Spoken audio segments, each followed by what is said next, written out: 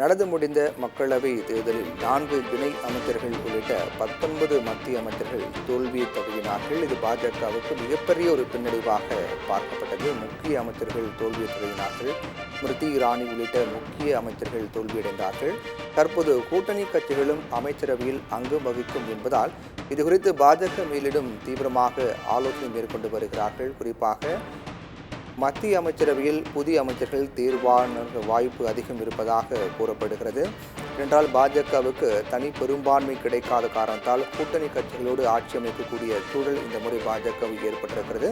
அதிலும் முக்கியமாக ஆந்திராவை சேர்ந்த தெலுங்கு தேச கட்சியின் தலைவரான சந்திரபாபு நாயுடு மற்றும் பீகாரில் இருக்கக்கூடிய ஐக்கிய ஜனதா தளம் ஆகிய கட்சிகள் என்டிஏ கூட்டணியில் மிக முக்கிய கட்சியாக கிங் மேக்கராக பார்க்கப்படுகிறது. அப்படிப்பட்ட சூழ்நிலையில் அவர்கள் இரண்டு தரப்பிலும் நிதிஷ்குமார் மற்றும் சந்திரபாபு நாயுடு ஆகிய இரண்டு தரப்பிலும் முக்கிய இலாக்காக்கள் கேட்டு நெருக்கடி கொடுப்பதாக கூறப்படுகிறது. சுகாதாரத்துறை, ரயில்வே துறை, ஐடி போன்ற முக்கிய இலாக்காக்கள் தங்களுக்கு ஒதுக்க வேண்டும் என்று கூட்டணி கட்சி தலைவர்களாக இருக்கக்கூடிய நிதிஷ்குமார் மற்றும் சந்திரபாபு நாயுடு கோரிக்கை வைப்பதாக கூறப்படுகிறது.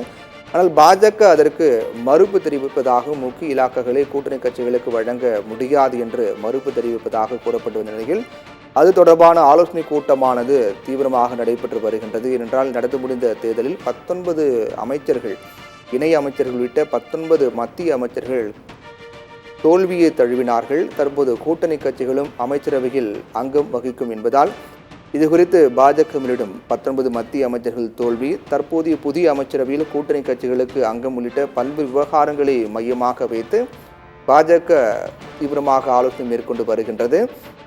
இந்த ஆலோசனை கூட்டத்தில் இலாக்காக்கள் பிரிப்பது குறித்தும், குறிப்பாக பதவியேற்பு நிகழ்வுக்கு முன்பாக இலாக்காக்கள் இறுதி செய்ய வேண்டும் என்று கூட்டணி கட்சிகள் கோரிக்கை வைத்திருக்கின்றன.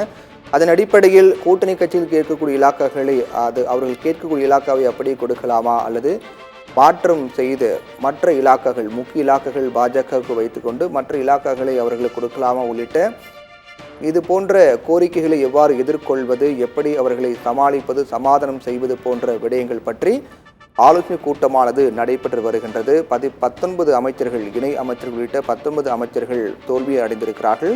அதனால் புதிய அமைச்சரவையில் கூட்டணி கட்சிகள் அங்கம் வகிக்கக்கூடிய காரணத்தால் அவர்களுக்கு ஒதுக்கப்படும் இலாக்காக்கள் குறித்து ஆலோசனையானது மேற்கொள்ளப்பட்டு வருகிறது.